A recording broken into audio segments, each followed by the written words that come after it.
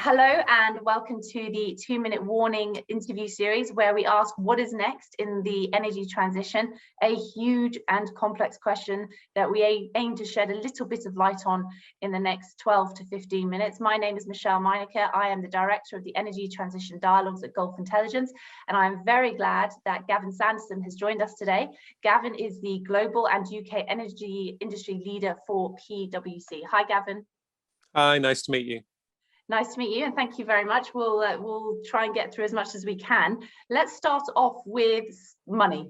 It makes the world go round. The cost of writing off stranded assets could reach $900 billion according to the Financial Times Index. This is quite a scary figure in a post-pandemic world and part of our economic recovery, as well as the costs that we're being told for the energy transition coming out of the IEA. So considering that broader financial burden or opportunity, of course, depending on how you look at it, and the lower oil prices that we're still living in, what do you think must be the top area for the energy industry to focus on to manage their climate impact and to manage their upgrades of systems in 2021? We've got another 9 months left. What should they focus on?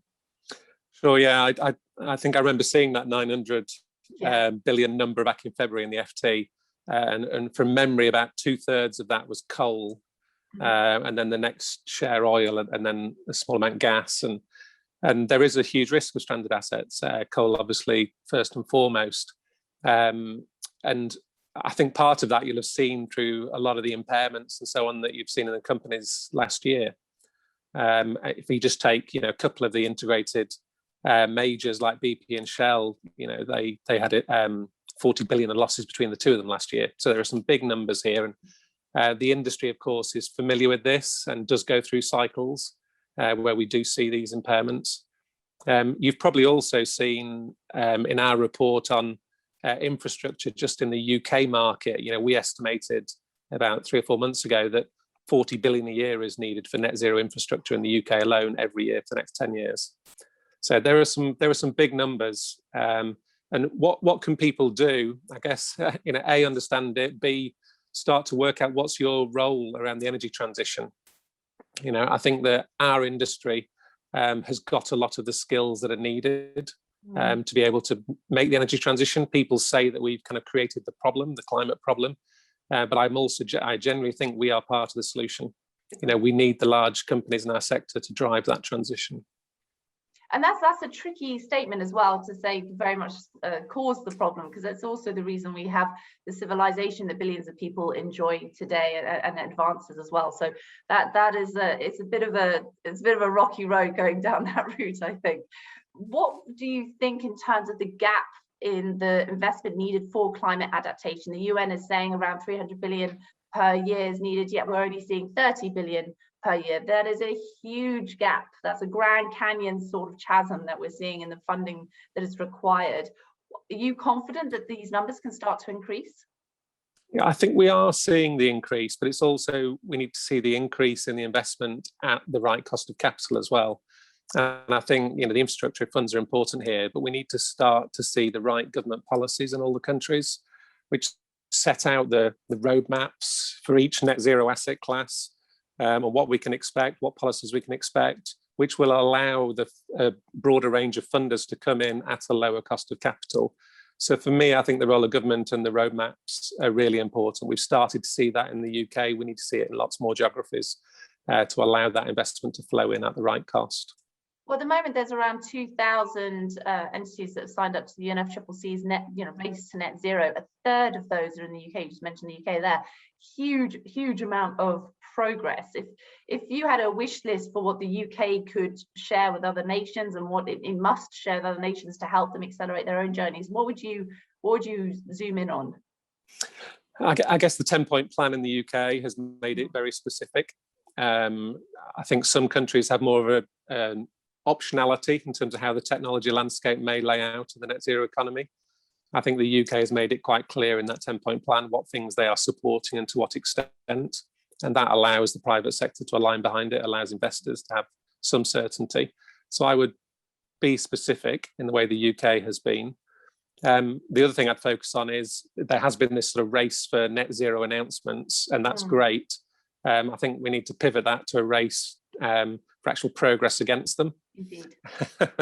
And some of the practical actions that people can take, we need to start seeing the proof behind that. People need the roadmaps at a corporate level to be able to back up the changes they're making. And it is, as you say, the devil is really in the details. And while this flurry that we've seen in the news headlines over the last year is very impressive, and only this morning we were doing a podcast talking about how every day you wake up and there's oh wow, the sort of news announcement that 10-15 years ago our jaws would have all dropped, and now it's a near daily occurrence, and the devil very much is in the details. How confident are you that that sort of detailed plan will start being written out this year? Because in all the conversations we have, I'm told that I'm overly optimistic to think that from this point, 12 months from this point, that there should be a lot more clarity on those roadmaps for countries, and in line similar to what the UK has done.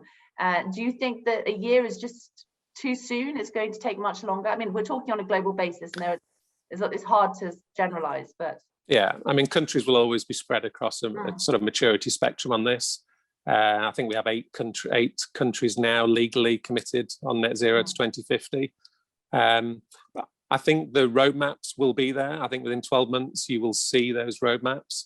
I think what you won't see in 12 months is all the actions. I think that's difficult and takes time and takes investment and needs funding from a lot of the operating cash from existing business models to fund the transition as well. But that's very positive that a year from now, the majority of those who have committed to net zero targets you expect them to have roadmaps. And I can only see the volume being dialed up on this as we move towards COP26. Boards and leadership teams have been engaged in setting net zero ambitions. It's a logical next step to have your strategy and roadmap clear. And some companies are leading the way. I hope there'll be a physical event with lots of people there. Yeah, I certainly do. I went to the one in Cancun years and years ago, and the volumes of people were absolutely astonishing. The logistical push for plug sockets to charge mobile phones and laptops from everybody from politicians to journalists to sales to everything. It was the momentum of that helps really boost that level of accountability that is needed. You made this promise very publicly 6 months ago. What are you actually doing to make that a reality? What would you say are the main sticking points if you were to objectively sit down with a piece of paper and you had to write down the top 3 sticking points that you would like to see resolved this year when it comes to the energy industry and that decarbonisation push? What would you say are the 3 sticking points? Because there are many. Yeah, I mean, for me, it always comes down to the pace of change and the different scenarios that people imagine. And there are lots of competing different scenarios. Everyone accepts business as usual isn't the way forward, but how rapid you imagine a transition and a net zero transition comes quite different scenarios. And I think my sticking point will always be for people to want to accelerate what they're doing. People may have seen a blog that I put out a month ago on the kind of advantages of being an early mover around net zero, and I saw 7 areas of clear advantage for companies that went first.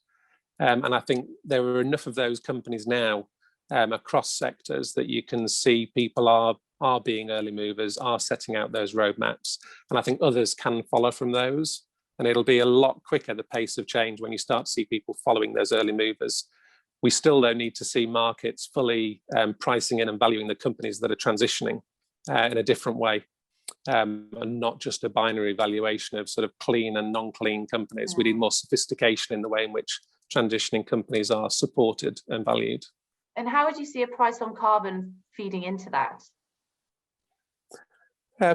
Carbon prices do vary, don't they? I think, in my view, I see $100 price for this decade. That's 2030. I probably see $200 out to 2040. So, carbon prices are only going one way. I think the commodity price assumptions are key as well. You'll have seen some of the players bringing down their long-term oil and gas price assumptions too into, the $50 to $60 range is typical. And combination of those two are the factors that people are taking into account. And you will start to see that coming through in people's results as they're announced. And how will it work with Scope 3? So you have a major company, a world-leading energy company, and they need to monitor their Scope 3. And obviously, there's a global implication. There are tentacles in lots of global markets and across borders, and they need to measure that. How are they going to measure that when the holy grail, some say, is a global price on carbon? It would make things so much easier, but it seems so very far from reach. And the UK has obviously made a lot of progress recently. So is China this year, and the EU ETS has been going for a long time now. So these are all looking a lot more fragmented. So a major energy company like that has to monitor its Scope 3, which pricing mechanism does it adopt? Does it adopt its home country's pricing mechanism? Does it adopt its dominant market pricing mechanism?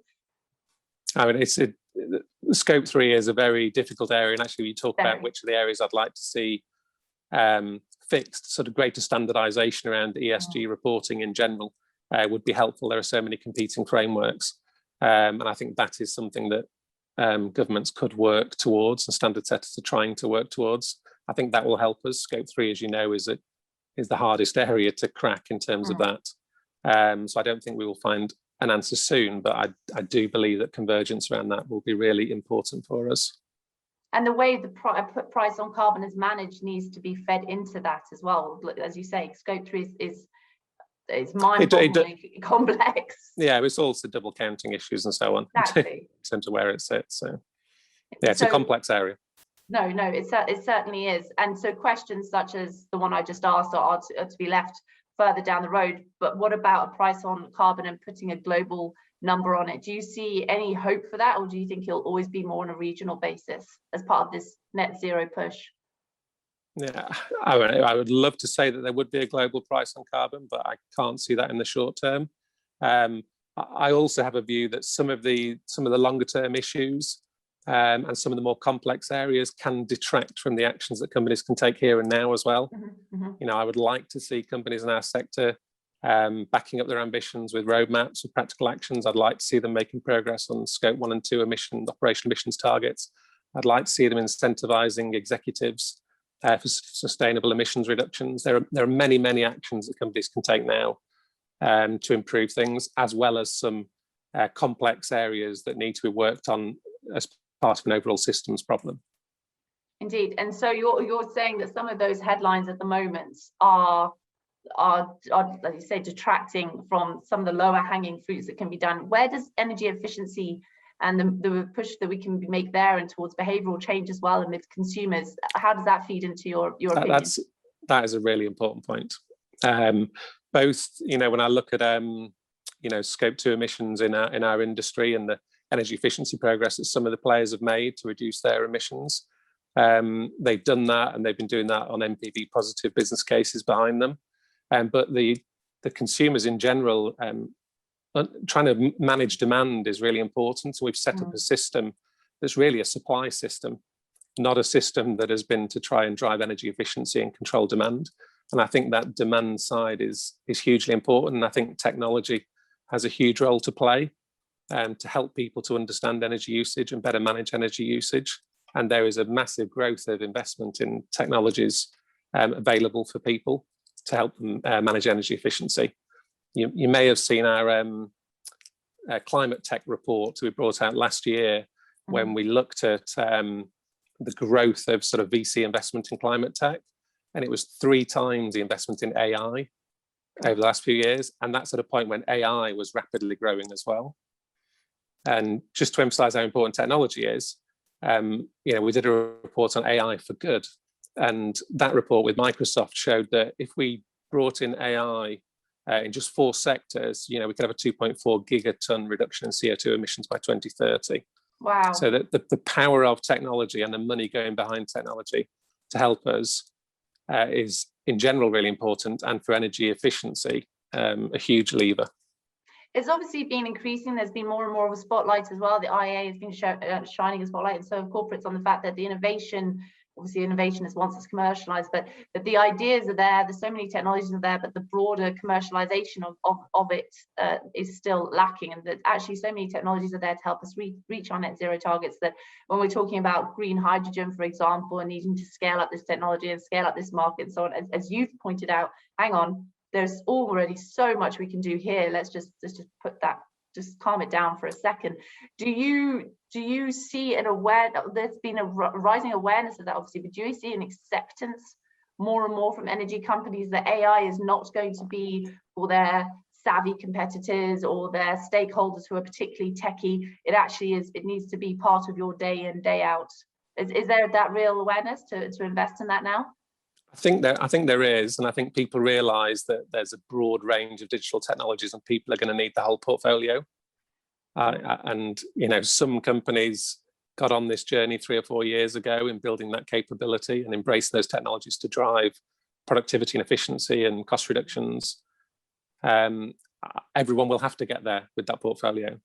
It's very interesting as well, because from what we've been hearing, you know, over the last 5 to 6 years about the increased awareness of technology, and people would talk a lot about big data and AI, and this is in roundtables and at events and so on. Big data and AI, these are the two that seem, IoT as well, those three seem to really stand out. And then as time's gone on, and in the Middle East region, as an example, ADNOC invested heavily in AI about 5 years ago, and had some very impressive figures released recently about the amount it's saved thanks to this technology. And it's beginning to perk a lot of ears up in the region, but also globally. Now more and more we hear the value of digital twins, value of sensors, and the vocabulary that people who are not techie are using, just like I'm using very professional language to call them techie, you know, the vocabulary is broadening significantly. So there's been that awareness, but now there seems to be more appetite to learn. Yeah, there's appetite to learn from those who have are more advanced in the journey. I think the other thing you'll see is people starting to try and commercialize their technology innovations. One example comes to mind with BP, in their innovation and engineering organization they created last year, where some of the digital technologies that they have, in the same way you described for ADNOC, they've used to generate benefits for them. They've announced they're trying to commercialize those platforms as well. So I think you will see replication of what people have done, but you'll also see people trying to commercialize their digital innovation as well. Well, we're just about to wrap up, and I have one more rather simple question just to ask you, and I'm sure it's only going to have a couple of words for the answer, and that is, are you confident that 2050 net zero goals can be met, the ones that have been announced so far? I certainly am, and I welcome the race for net zero targets, but I welcome the race for short-term action and progress against it, and clear roadmaps by government and companies even more. Indeed, the devil is in the details. Brilliant. Thank you very much for joining us, Gavin, and I hope to see you again soon. Thanks, Michelle. Thank you.